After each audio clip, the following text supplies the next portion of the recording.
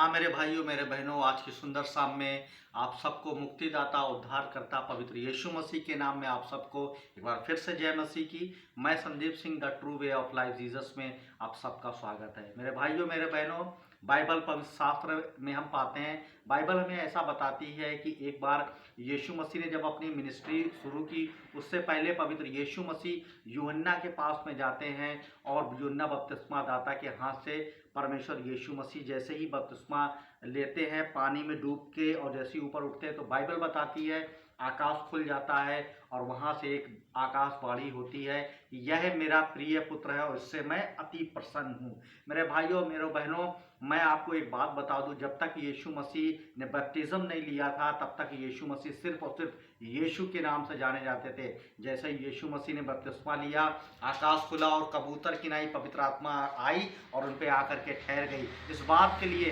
परमेश्वर ने यूहन्ना को बताया था कि तुम जिसके ऊपर पवित्र आत्मा कबूतर की नाई उतरते और ठहरते देखो वही सच्चा मसीह होगा।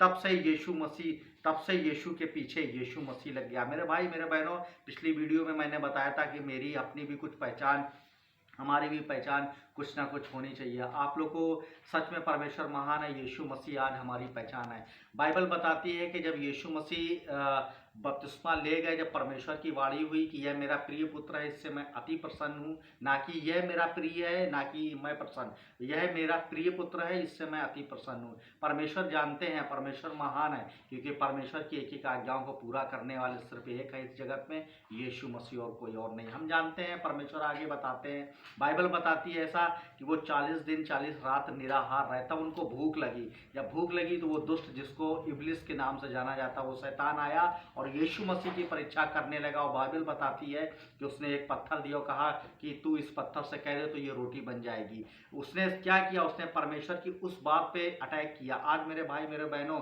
आज भी दुष्ट हम लोगों की भी परीक्षा ऐसे करता। उसने बोला कि परमेश्वर को जान रहा था कि 40 दिन 40 रात ये परमेश्वर का इकलौता पुत्र जो है यीशु मसीह है वो भूखा था। उसने अटैक किया। दूसरी, उसने परमेश्वर की क्वालिटी पर अटैक किया। उसने बोला कि तू इस पत्थर से कह दे कि रोटी, क्योंकि परमेश्वर यीशु मसीह ने इस पूरे ब्रह्मांड, इस पूरे जगत का निर्माण किया। वो एक गुड क्रिएटर परमेश्वर हमारा। तो मेरे भाइयों मेरे बहनों, कई बार हमारे जीवन में ऐसा होता, कई लोग आकर के बोलते हैं कि तुम बहुत हैंडसम है, और हमारा जीवन में ऐसा होता है कि हैंडसम कहने से ही एक हमारे अंदर गर्व और घमंड और ऐसा जब भरता अभिमान, तो इससे ही हम परमेश्वर के नीचे ही गिर पड़ते हैं। मेरे भाइयों मेरे बहनों, यीशु मसीह ने वहां पर क्या बोला? यीशु मसीह ने बोला कि मनुष्य रोटी से नहीं वरन परमेश्वर के मुख से निकले वचन से जीवित रहेगा। आगे पाते हैं, वो फिर दूसरी परीक्षा परमेश्वर की लेके मंदिर के कंगूरे पे लेके जाता, कहता तू अपने आप को यहाँ से गिरा ले, क्योंकि तेरे विषय में लिखा है कि परमेश्वर के स्वर्गदूत आएंगे, तुझे हाथों हाथ उठा लेंगे ताकि तेरे पैरों में ठेस ना लगे। मेरे भाइयों मेरे बहनों, वहां पर भी परमेश्वर उसको मुंह तोड़ जवाब देता। परमेश्वर कहता है तू अपने परमेश्वर की परीक्षा न करना। वो इस बात को कर रहा था कि परमेश्वर के विरोध में खड़े हों। ऐसे ही हमारे जीवन में परीक्षाएं आती, हम लोग परमेश्वर के विरोध में चले जाते। फिर हम आगे पाते हैं, वो एक जगह बहुत ऊंची जगह पहाड़ पे लेके जाता और परमेश्वर यीशु मसीह को पूरा राज वैभव दिखाता। कहता तू मुझे मेरी पास में गिरकर, मेरा चरणों में गिरकर मुझको, कहते मुझको दंडवत कर, तब ये सारा राज वैभव मैं तुझे दे दूंगा। लेकिन यीशु मसीह ने क्या बोला? मैं पिता परमेश्वर को छोड़ किसी और की उपासना न करना, परमेश्वर को छोड़ किसी और को दंडवत ना करना। परमेश्वर यीशु मसीह ही पूरे पवित्र शास्त्र से भरे हुए थे, पवित्र आत्मा से भरे हुए थे। मेरे भाइयों मेरे बहनों, अभी जो समय चल रहा उसके कहे अनुसार 106:10 क्या बताता है कि तुम प्रभु में और परमेश्वर के प्रभाव की आत्मा में बलवंत होते चले जाओ। मेरे भाई मेरे बहनों, परमेश्वर यीशु मसीह जब बपतिस्मा लेने गए तब वो परमेश्वर की आत्मा से, जैसे ही बपतिस्मा लेके ऊपर हुए, आत्मा से भर गए। लेकिन जब 40 दिन 40 रात जब वो निराहार होकर के परीक्षाओं में आए तो वो आत्मा से भरे हुए आए। आज बाइबल क्या हमें बताती है? 6:10 में तुम प्रभु में मतलब आत्मा में, और तुम प्रभु के प्रभाव में मतलब पवित्र आत्मा की सामर्थ्य में परिपूर्ण हो जाओ। और बाइबल बताती है ताकि तुम उस दुष्ट की युक्तियों पे खड़े रह सको, उसकी दुष्ट की युक्तियों की चाल को देखो, क्योंकि दिन जब बुरे दिन आए तो तुम उसका सामना कर सको, उसके जलते हुए तीरों को बुझा सको।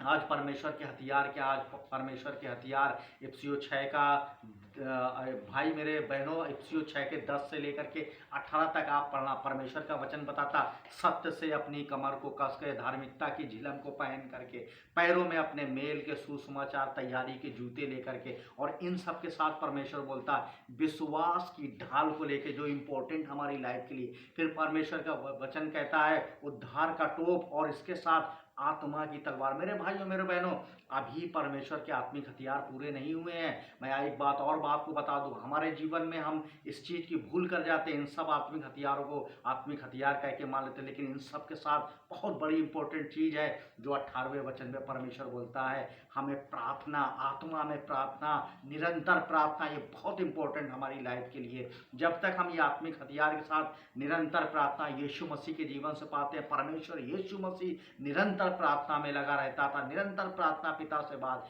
ये हमारे जीवन के लिए बहुमूल्य होना चाहिए। आज अंत के दिन के अंतिम चरण में हम आ गए, क्या हमने परमेश्वर के जैसे ही वो जब दुष्ट हमारी परीक्षा करता है, क्या हम स्थिर हैं?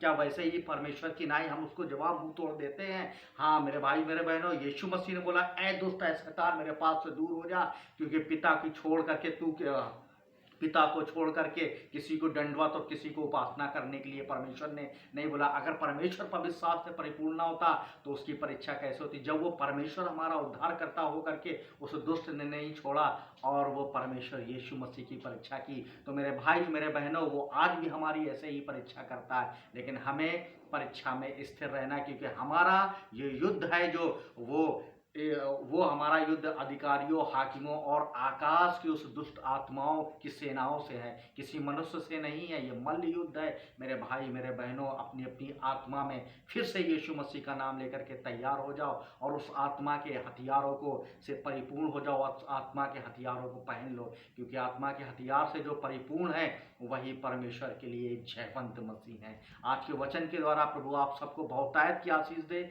मैं एक बार फिर से आप सबको कहना चाहता हूँ, प्रभु के आगमन के निकट आ गए हैं, मन फिराओ, फिर से प्रभु में तैयार हो। सबको जय मसीह की।